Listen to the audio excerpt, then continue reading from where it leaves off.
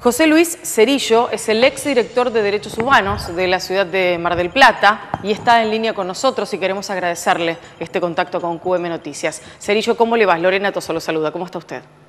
¿Qué tal, Lorena? Buenas tardes. Muy bien. Bueno, la verdad es que queríamos tener su palabra porque imaginamos que ha sido un hombre que ha estado en el minuto a minuto y en el seguimiento de, primero, las causas anteriores, ¿no? Las de base naval 1 y 2, y ahora con este desenlace en los 8 meses de juicio de estas condenas, ¿no? Que hemos conocido en el día de hoy con delitos de lesa humanidad que afortunadamente tienen su condena y tienen a los responsables tras las rejas. Tal cual como lo estás diciendo, nosotros también en Mar del Plata se está llevando en paralelo el juicio por la CNU, que también tiene una particularidad importante porque era un grupo parapolicial que trabajaba coordinadamente con lo que era la AAA en Mar del Plata. También se llevaron adelante años anteriores, bueno, el juicio por la verdad de Mar del Plata, que aportó muchísima prueba para que esto se esté también desarrollando, y también otro hecho, otro centro clandestino de detención muy paradigmático, que fue el centro de detención La Cueva, en la base aérea, donde transcurrió la fatídica noche de las corbatas, que también tuvo trascendencia nacional. Fueron todos procesos judiciales que, por otro lado, también vienen descubriendo y poniendo luz sobre metodologías y prácticas del terror, del terrorismo de Estado, que llevaba a que tanto la base naval, como bajo el comando de la Armada, como el Ejército, trabajaran mancomunadamente en todo el operativo de represión ilegal, y en estos juicios precisamente de base naval, ya a partir del juicio de base naval 1, se pudo demostrar esta relación y esta articulación entre las fuerzas represivas dentro del comando de Subzona 15, y también con la particularidad de la articulación con prefectura, y también utilizando como centro clandestino de detención donde estaba la Escuela de Suboficiales de Infantería de Marina, que es donde está el Faro, que es un lugar característico de la ciudad. Totalmente. Que también los detenidos pasaban de base naval por prefectura y también por el ESIM.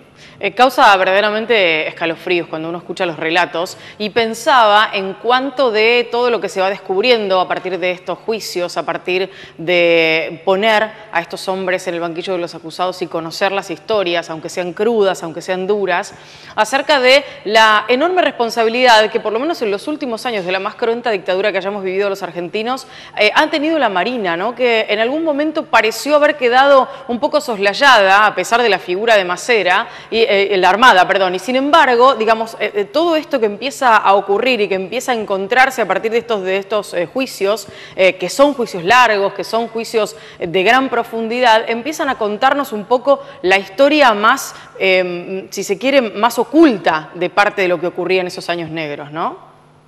Sí, la activa participación, en su caso, tanto en el proceso de secuestro,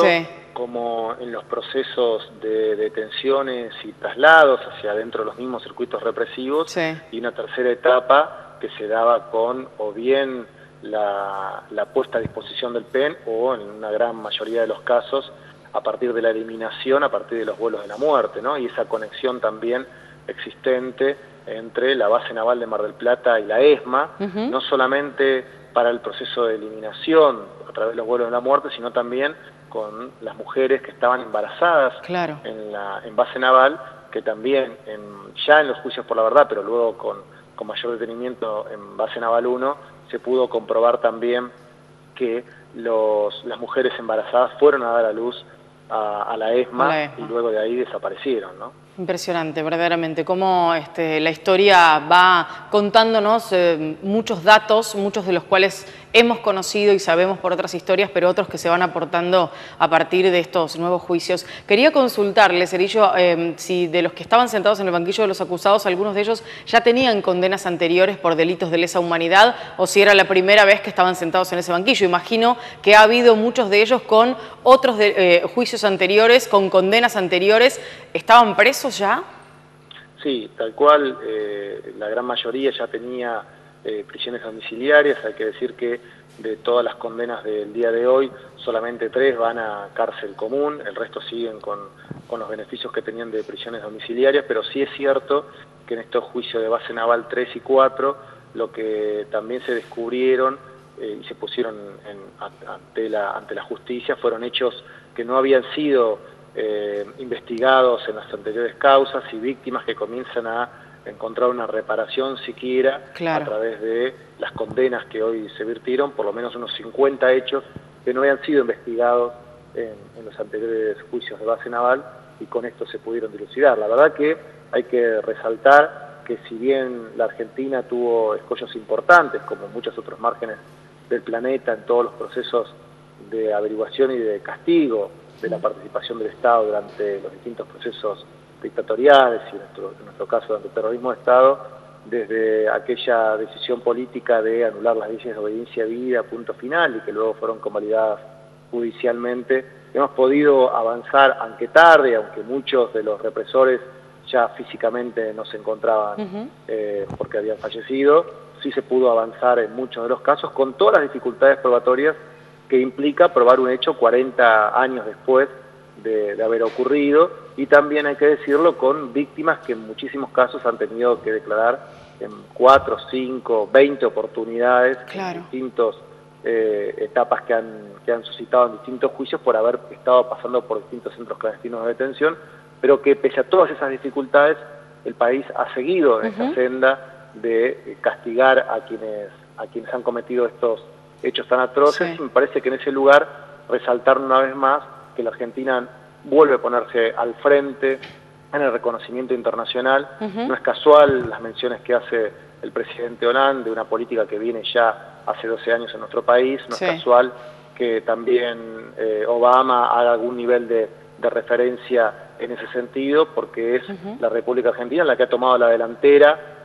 por muchos cuerpos más, por muchos otros países que han pasado situaciones similares. Sí, comenzando por aquellos juicios llevados adelante durante el gobierno del doctor Raúl Alfonsín, también vale la pena destacarlo, porque eso fue, podríamos pensar que el puntapié inicial para, me imagino y pienso también en el ánimo de muchos de los que llegaron después y por supuesto en las convicciones, fundamentalmente en las convicciones, el hecho de llevar justicia frente a hechos tan aberrantes como los que tuvo que vivir la Argentina en esos años negros. Vale la pena también destacar aquellos juicios, el juicio grande llevado adelante durante el gobierno del doctor Raúl Alfonsín a las juntas militares, donde estaban los responsables máximos de todo esto, ¿no? Como el puntapié inicial y también como algo histórico a nivel mundial. Sí, por supuesto, es absolutamente resaltable porque también ese juicio a las juntas militares se dio solamente con la exclusividad de la Argentina y Grecia en ese momento, que se pudo llevar adelante. Bueno, luego los traspiés que todos conocemos con las leyes de impunidad y que impidió durante décadas la continuidad de ese proceso que se había abierto, ¿no? Me parece a mí que no solamente tenemos que hablar de una posibilidad legislativa al momento de llevar adelante los juicios, esto es, que no haya leyes de impunidad, que no haya leyes de amnistía, sino que tiene que haber recursos para la capacidad de llevar adelante las investigaciones y para la capacidad que tiene los ministerios fiscales para poder llevar adelante los juicios orales, con lo cual se requiere, además de no bloquear por entorpecimiento legislativo, se requiere toda una capacidad del Estado de financiamiento, porque hoy hablamos de juicios llevados adelante en el ámbito de tribunales orales, pero para que eso ocurra, los testigos también han tenido un proceso de contención que también ha llevado el Centro Ulloa, dependiente de la Secretaría de Derechos Humanos. Esos procesos de contención, a su vez, también tenían la asistencia a la víctima, también tenían el programa de protección a testigos. Es decir, hay toda una articulación del Estado que no es solamente no entorpecer con alguna ley de impunidad, sino que también facilitar los mecanismos administrativos y judiciales para que lo que hoy estamos viendo que se vuelve a confirmar en Mar del Plata se pueda continuar en profundidad. Y en ese sentido, se lo pregunto porque como militante de los derechos humanos, pero además como exfuncionario, justamente en esta misma materia, seguramente tiene una llegada bastante más profunda que nosotros respecto a cuál es la idea que se tiene del avance y de continuar con estos juicios, muchos de los cuales están comenzados y otros probablemente haya que trabajarlos mucho más o acelerarlos un poco más. Digo, ¿cuál es la idea que ustedes conocen, tienen las nuevas autoridades de cara al cumplimiento de estas leyes que van a dejar seguramente a muchos más tras las rejas o algunos otros refrendando el hecho de que ya estén detenidos? Bueno, te agradezco la pregunta porque precisamente la introducción del tema es algún nivel de preocupación por algunos gestos, por algunas menciones que se han desarrollado en el sentido de, por un lado, decir no se van a impedir la realización de los juicios, pero no alcanza con no impedirlos, sino que además se tienen que continuar con las políticas activas que van siendo un nivel de colaboración importante para que los mismos puedan llegar a buen puerto. Y algunas de las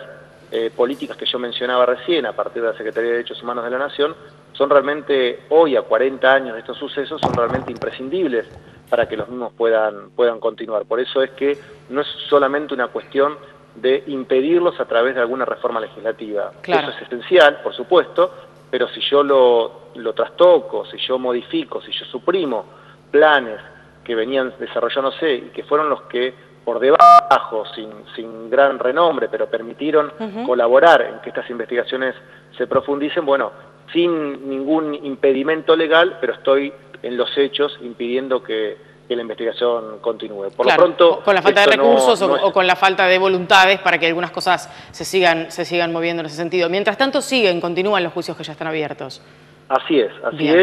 Simplemente es un pequeño llamado de atención porque ha habido algún nivel de recorte, o por lo menos intentos de recorte en estos programas, pero hay que estar simplemente atentos a eso y haciendo mención que los mismos son realmente indispensables para que los mismos puedan continuar. Nosotros nos encontramos, yo referenciaba, desarrollando en la actualidad en Mar del Plata, y seguramente lo sea por casi una gran parte del 2016, juicio en el marco de la CNU, y realmente es un hecho trascendente porque también fue una práctica parapolicial de colaboración y de fuerte participación en el marco del programa del terrorismo de Estado, incluso con anterioridad al golpe del 24 de marzo del 76, y es un desafío importante poder llevarlo adelante porque en su mayoría son personalidades civiles, muchos de ellos insertos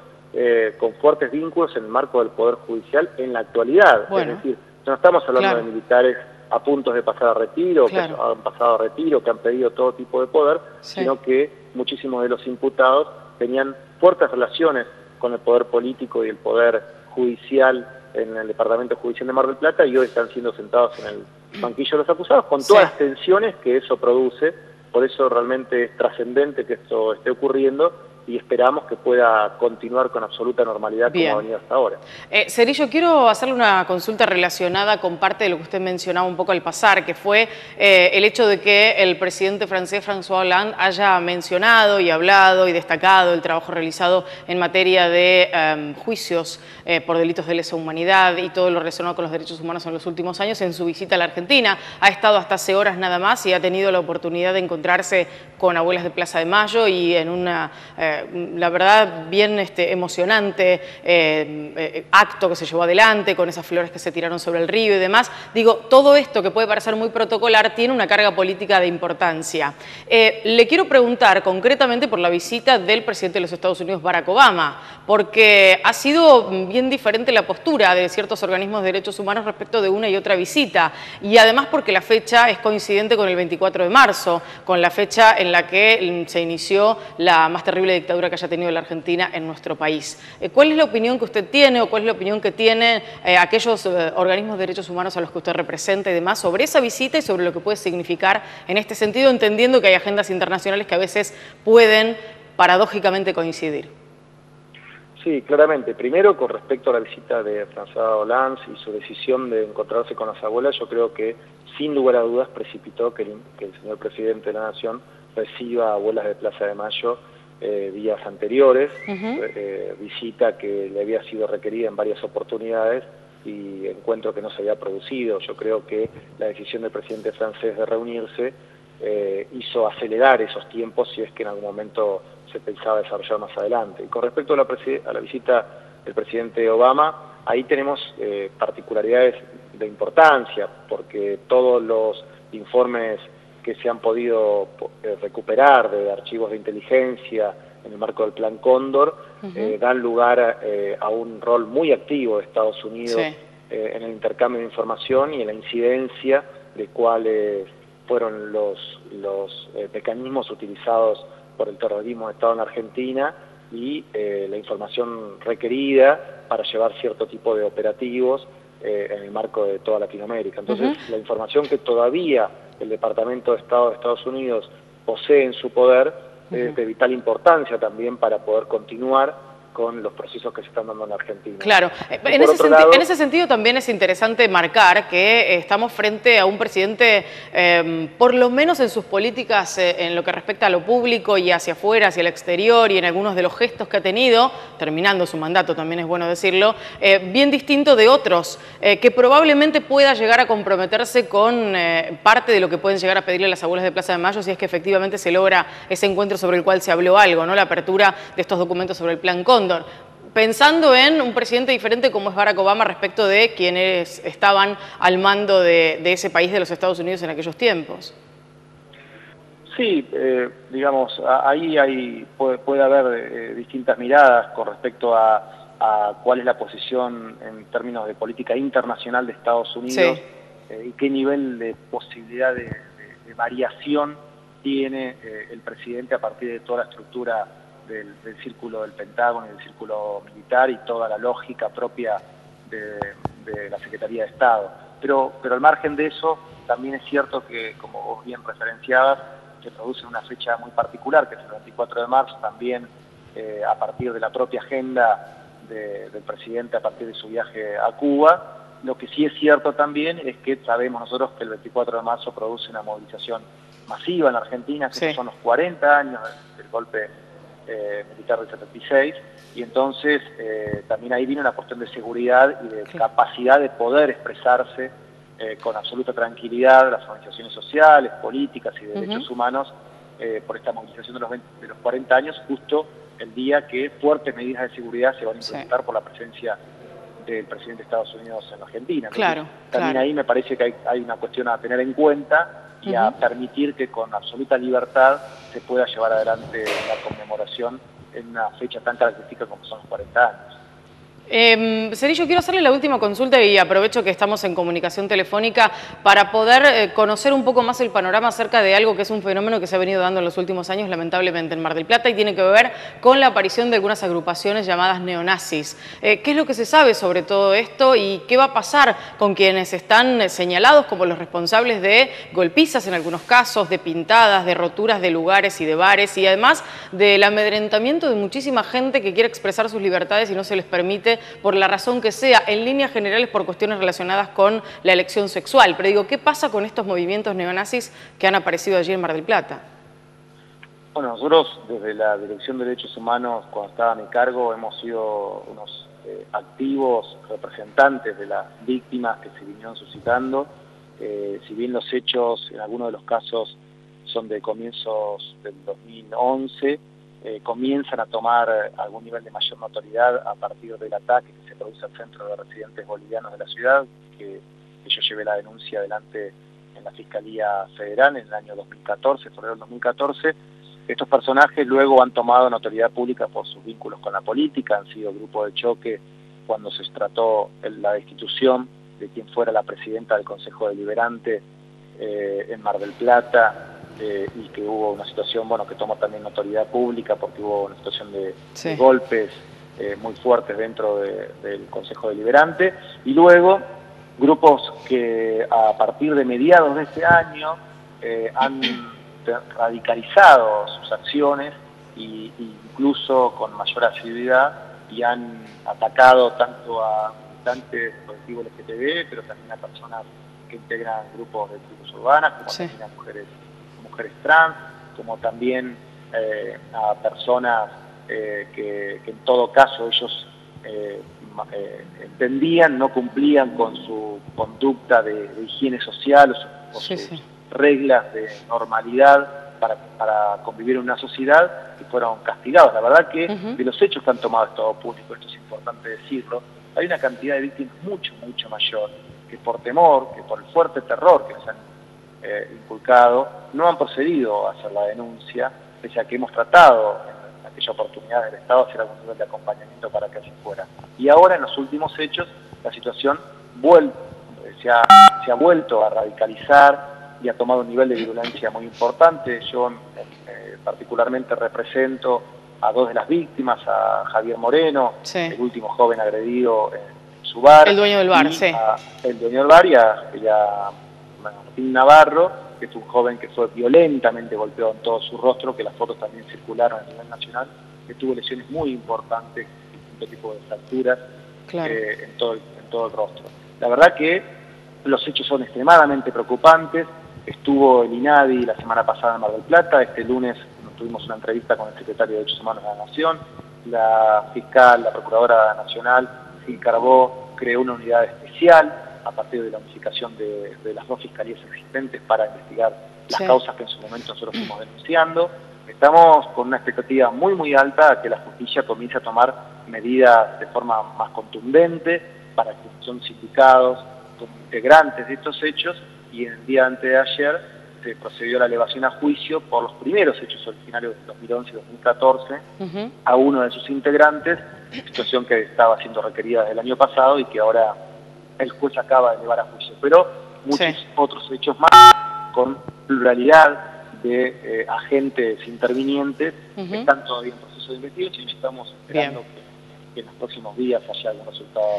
más contundente de parte del Poder Judicial. Bien, Cerillo, muchísimas gracias por este buen rato de conversación. Queríamos también tener este tema porque nos parece de importancia lo que está ocurriendo allí en la ciudad de Mar del Plata sobre el tema de la aparición de estos grupos neonazis, así que vamos a estar siguiendo de cerca también este tema. Muchas gracias. Por favor, a disposición. Hasta luego, un placer.